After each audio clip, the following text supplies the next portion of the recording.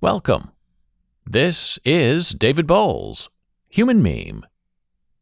Today's topic, Reckoning with Uncle Remus, Brer Rabbit, and the Tar Baby. This is the story of Brer Rabbit and the Tar Baby. Ha ha! You can read along with me in your book.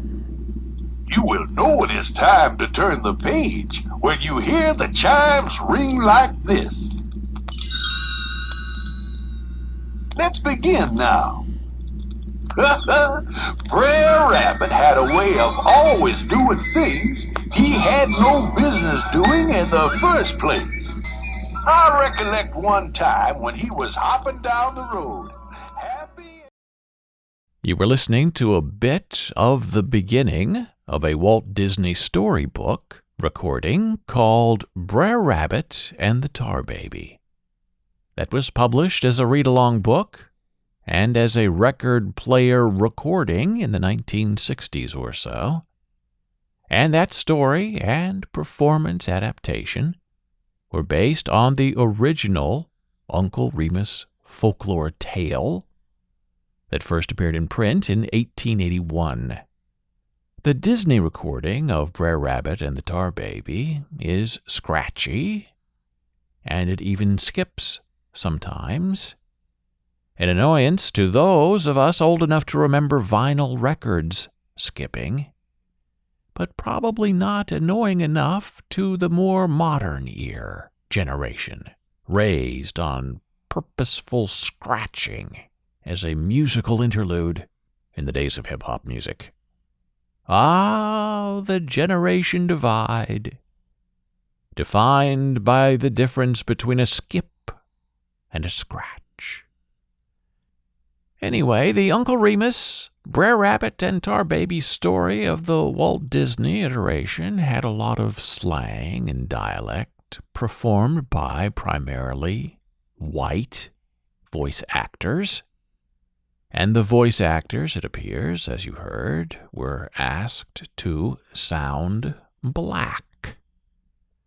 Whatever that means, in order to convey an authentic contextual feel for the story and history, I guess.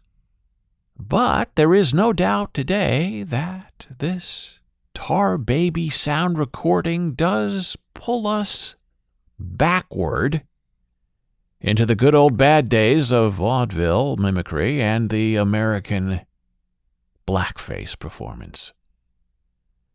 So yes, that Walt Disney Uncle Remus read-along book was aimed to be sold to young white children of elementary age in the 1960s and 70s, and the recording probably was not precisely intended to entertain poor children of color from the South or kids who are living stuck in a big city.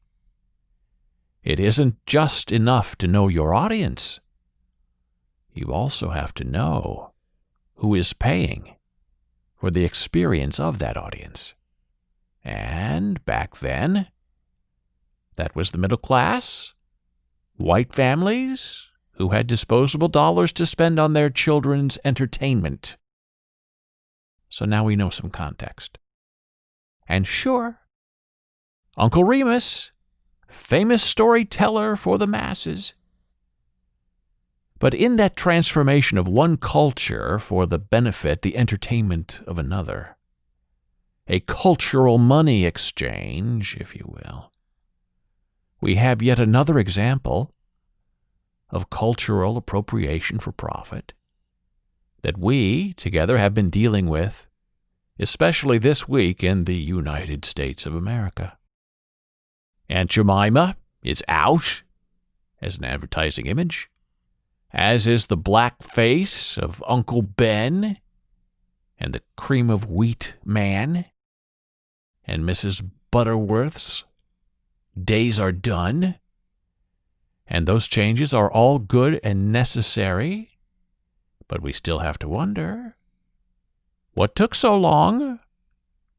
So how do we handle these racial remnants of our past that were once mainstream entertainment and that once held reverent placement on our dinner tables and on our kitchen shelves, but that are now merely tainted with a history from a misbegotten past.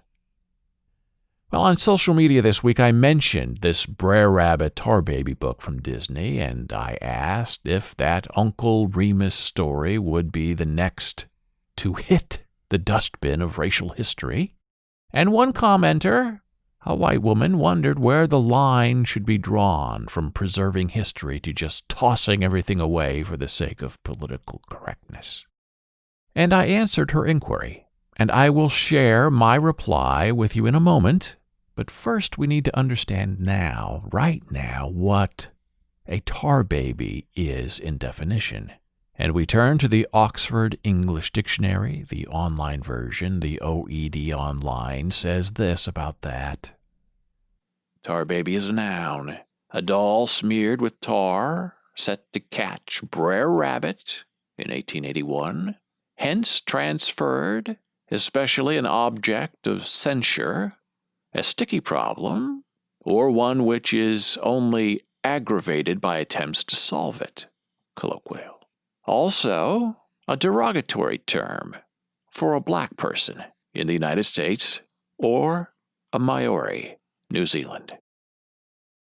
So, yes, my human meme friend, there is no doubt today, right now, that tar baby is steeped in stereotypical racial overtones. And it is now used as an insult to black people. And so we need to be careful in the employment, in that invocation today of that term in the context of the sticky history of this nation. So, my reply on social media to that sort of disingenuous question about history and context and getting rid of stuff, my answer relies upon that shared common sense notion that tar baby in and of itself is a racial slur. Right there. No more discussion necessary. So please know that as I now share my reply about culture and context and how meanings and definitions change over time. Here's what I replied. Cultural values are always changing. Context and experiences make a difference. We are always reevaluating what came before, and then we actively choose to move forward with it, or if we now need to leave it behind. I'll give you a direct example about this book in particular. My mother used to teach the 4th grade in a Midwestern elementary school. Every year she would read this book to her students during weekly story time, just like the record does in the recording I linked. At that time, 45 years ago, it was, in the Midwest, okay for a white woman teacher born in a small village and working as a teacher in a little bit bigger city to read aloud a book like that using stereotypical black voices in a Southern drawl. It was a performance. Would my mother read the book the same way today in story time? No, she would not. Because while the book is always the book, the people change. People change and their values change with them because of more access to information and because of a greater exposure to other people's values and views. You're right, said Brer Fox, said Brer Fox, said Brer Fox, said Brer Fox. He snatched some fur from Brer Bear's tail. Whoa! And stuck it on the tar baby's head. Now all he needs is your hat, Brer Bear. Yes, sir. He looks real fine. That rabbit'll sure be surprised. Now, here he comes. Hi. So you see, my human meme friend, we are not just what we were. We are also what we are. and what we hope to become. We may have at one time thought one thing, but behaved like another, and that's okay. That's what we're supposed to do as a thinking, feeling people of the world. It's the right thing to do, the right thing to change your mind. It's just fine to operate with new information and give up what you once thought you knew, but didn't really understand. We are forever analyzing, we are always evaluating, we are always wondering where we came from and why we are here. And we need to accept the truth of what has happened along the way to all of us, not just the fact of the matter of the forgotten few. And we must always be wary of the context changing around us at all times. In other words, as they say, we need to keep up. Don't fall behind. Don't get stuck in the past. Don't base your world on what used to be and the memory of what was. Don't romanticize a past that cannot be changed no matter how hard we try.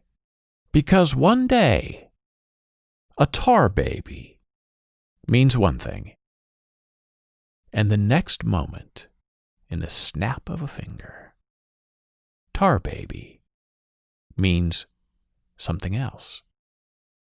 Meaning something else that could get you killed.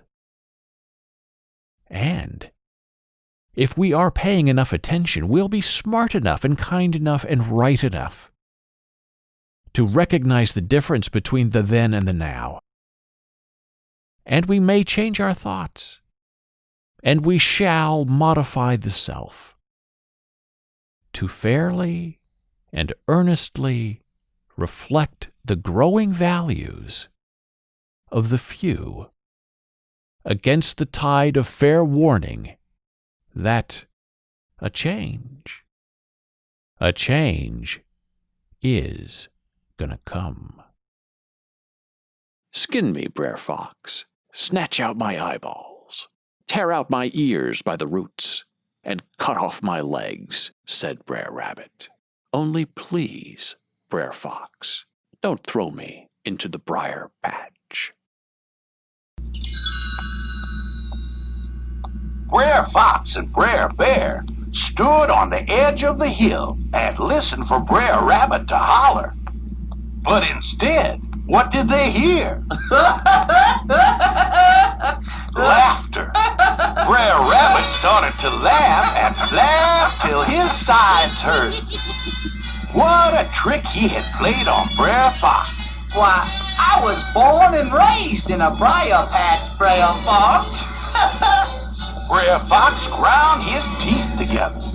Brer Rabbit had fooled him again. Even Brer Bear started to laugh at him.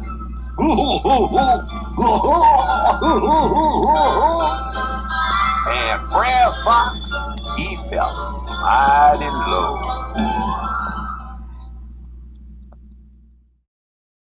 Thank you for listening. Be a human meme.